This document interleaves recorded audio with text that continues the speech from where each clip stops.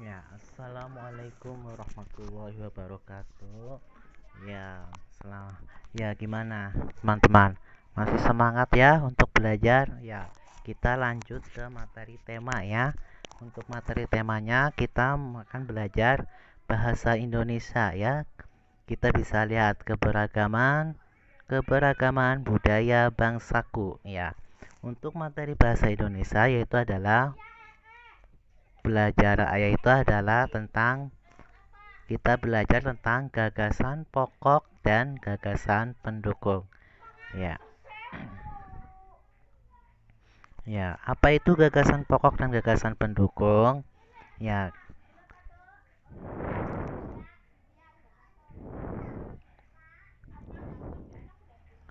sebelum kita memasuki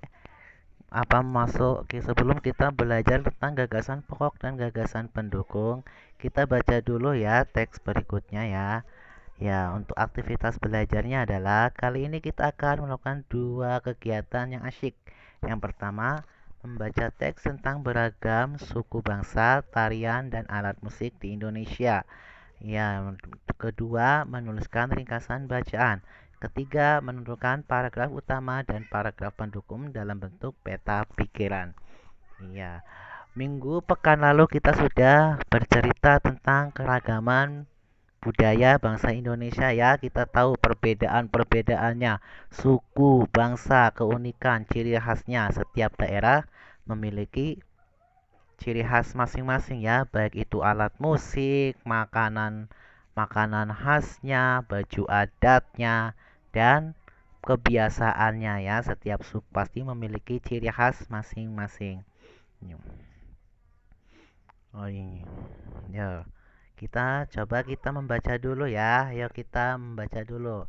Nah, kalian bisa juga buka buku paketnya ya. Nah, kita baca dulu Pawai Budaya. Pawai budaya sangat menarik bagi warga Kampung Babakan. Pawai ini selalu menampilkan keragaman budaya Indonesia. Udin dan teman-teman tidak pernah bosan menanti rombongan pawai lewat. Tahun ini mereka datang ke alun-alun untuk melihat pawai tersebut. Kakek Udin pun terlihat sabar menanti. Terdengar suara gendang yang menandakan rombongan pawai semakin dekat. Barisan pawai terdepan terlihat rombongan dari Maluku. Rombongan laki-laki mengenakan kemeja putih, jas merah, dan topi tinggi dengan hiasan keemasan. Rombongan perempuan mengenakan baju celek. Baju ini terdiri dari atasan putih berlengan panjang serta rok lebar merah. Langkah mereka diiringi oleh suara tifa, alat musik dari Maluku. Bunyinya seperti gendang, namun bentuknya lebih ramping dan panjang. Budaya Maluku sangat unik dan menarik. Budaya Bali terkenal karena bunyi musiknya yang berbeda. Rombongan dari Bali membunyikan alat musik daerahnya.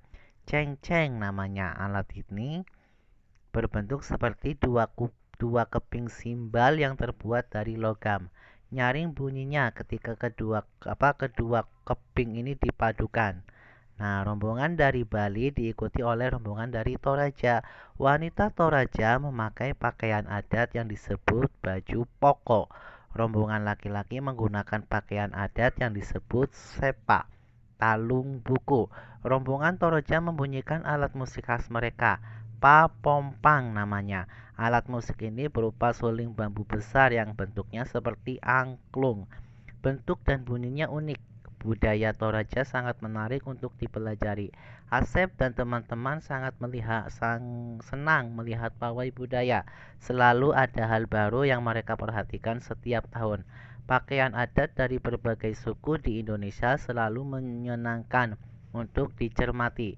Benar kata Ibu Asep, kebudayaan Indonesia memang sangat beragam, kaya dan mengagumkan.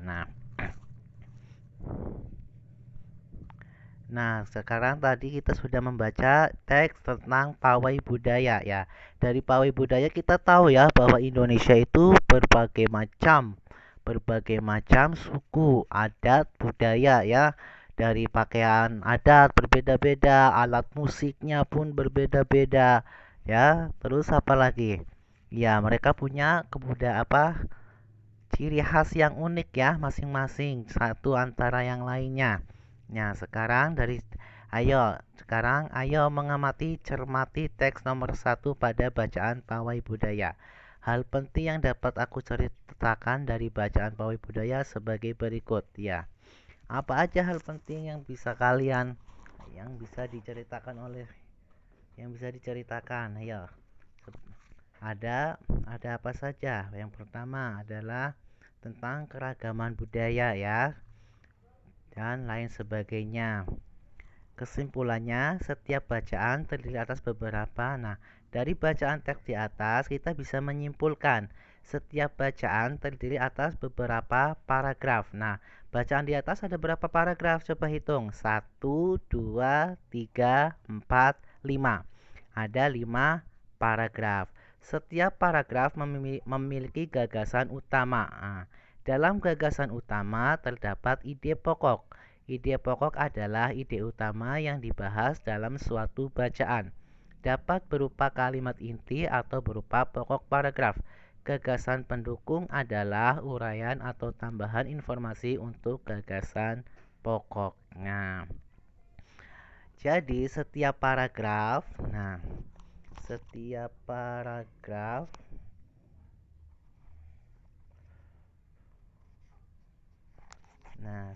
paragraf di sini ini mengandung setiap paragraf mengandung gagasan ya, mengandung setiap paragraf memiliki gagasan utama ya. Nah, dari gagasan utama ini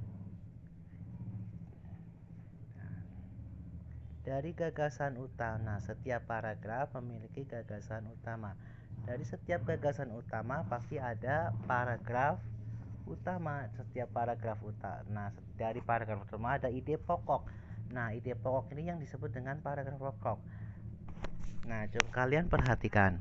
Di paragraf pertama kira-kira gagasan pokoknya apa sih? Inti dari paragraf ini tuh bercerita apa? Pokoknya apa? Kalian bisa tahu ya. Yaitu berarti tentang menariknya budaya pawai budaya. Berarti ini yang jadi gagasan pokoknya adalah kalimat yang pertama ya, awal paragraf. Pawai budaya yang sangat menarik bagi warga kampung Babakan. Kemudian kalimat kedua, ketiga dan seterusnya itu disebut dengan gagasan pendukung.